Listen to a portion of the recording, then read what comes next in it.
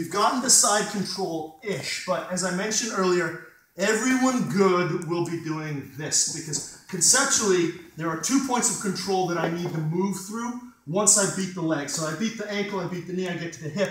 First I have to control the hip, then I can move to control the shoulder. One of the main reasons that people give up reguards is because they go by the guard, and they go like this, and then they get a regard. So we mentioned that earlier. I want this control, but no, because everyone good knows that, no one good allows that control. So by skipping the control of the hips and trying to go right away to control the shoulder, you're going to give up a ton of reguards. So that's the first thing we're going to fix. If I want to attack the back, there's no way I'm attacking the back while he's regarding. So I'm going to go to what Braulio Estima calls this the checkpoint, which is when I pass the guard, the first thing you do is walk back into the hips. So I'm going to take my right knee, walk it back into his hips. He's going to keep his hands framing me here, exactly. So this is pretty much where you're going to end up again. Against good defensive players, they will make you work for every inch of ground. So I'm going to box the hips in like this, and I'm going to try my best to turn his hips that way. I'm using my hips in this case. You can use your arm. Sometimes you can weave through. It really doesn't matter how you achieve it. The important thing is, right now, if we're operating from that posture structure base 3-3 thing, what's the score right now? 3-2, I guess. He's got frame. He's got frame, he's got structure, he's got base. 0-0. 3-3. It won't be 0. The only time it'd be 0-0 is if we're both laying on the ground like this. Right? So right now, it's 3-3. I need to get some sort of advantage before I try to attack. So I'm going to break his posture. Posture doesn't necessarily just mean this. Posture is spinal alignment. So just because I bend your head, you might still have decent posture. But if I twist your spine, that's going to compromise your posture. It's going to allow me to get into this space underneath his elbow. So I'm here. He's blocking that space. I cut my hips, and I slide my left elbow. Let's turn so everyone can see what I'm doing on this side. I'm here. He's defending. I walk into this space. I close my knee to his butt. I close my elbow to my knee. So I put his hips in a box. He's still defending across this. Damn it, I cannot win this. I cut my hips, and I slide my elbow in behind. I've now broken his structure, and I've broken his posture. Now is my time to attack. I back my hips up against his arm, catching it and securing it. That's how I'm going to attack the back. So I'm here. I cut my hips. I get my elbow underneath. I walk into this space. I catch this hand. As long as I'm walking my hips behind my arm into this space, there should be nowhere else for his arm to be. If he sticks it way back out there, I should still be able to bring it across. I'm going to come underneath and secure this. I'm now going to look to rotate into what we call the chair sit. So I'm going to push to here. Hand is coming underneath, and I'm going to secure my hand that's around his neck with my hand that's here. So this is called the seat belt, or some people call it a harness. From here, I'm just going to switch sides because I got a bad knee. I just had surgery on it. So I'm here. I can go under like this as well. I can let go and go like this. It doesn't really matter. Once I get behind this arm and get it to here, I just make sure that my chest is behind his back. I'm now going to slide my left knee behind his head. All right?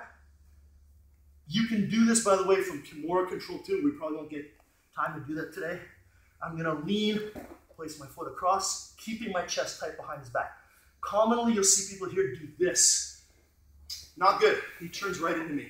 Now, he's maybe turning into a mount, but he's also maybe turning into a footlock. Because if he hip escapes, damn it, you're going to get that clown who's good at footlocks. I was that clown. So, here, I push. I get my knees off the mat so I got all my weight hitting into the ground. I slide my knee behind his head. Just turn. I place my elbow on top of my thigh. If my arm is here, see the looseness? Yeah, there's a potential escape here. I keep my elbow closed. I step my leg over.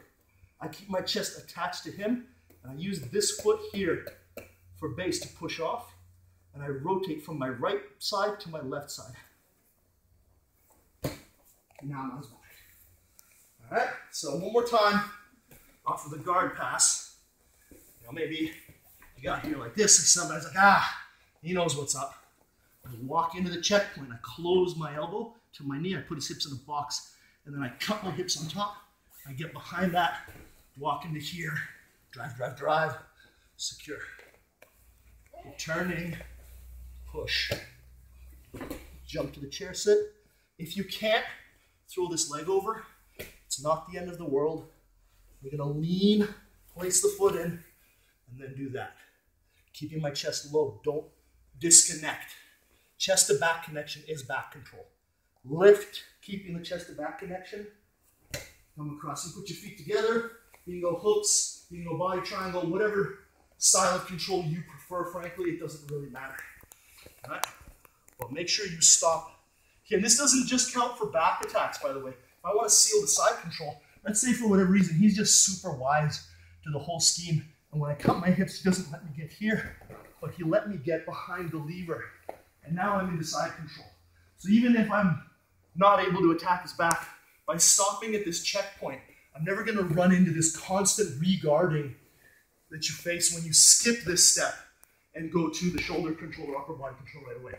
So checkpoint, I keep reaching for his head because that gives him the incentive to expose this elbow. Then I cut my hip on top and slide my arm behind. In the gi, this is even more effective because I can crawl up to the collar. And I use my hip to break his structure, get my control. And again, I can't guarantee you this will be a back attack because some people will fight tooth and nail not to give you the one thing you're trying to get. So just recognize that if I'm here, I got my Kimura, I can use that to take the back as well. I can use it to switch to the arm bar. Just because the back attack that I'm showing you specifically doesn't work, doesn't mean you still don't have a very sound profile to attack from. So I'm here, I walk in, I cut my hip, I get underneath his elbow. Now that I'm here, I'm good to attack. Drive, drive, drive, keep your hip tight, secure. I can push on this. To roll him, I get my chest tight to his back, anchor my elbow closed, off of my knees, hit the chair sit. Step my foot in, come across, take the back. Everybody got it? Does anyone need to see this again? One more time. One more time. All right, Phil. Just give me that. Checkpoint, knee deep. Cut the hip, slide your elbow underneath. Walk back your hip up against the arm. 2-on-1 here. Push, chest to back. Reestablish the seatbelt control. Knees up, rolling, rolling. Hit the chair sit, elbow on top of your thigh or your knee. Leg comes over, stay chest to back. Pull him tight, bring him across. All right, let's get to work, guys.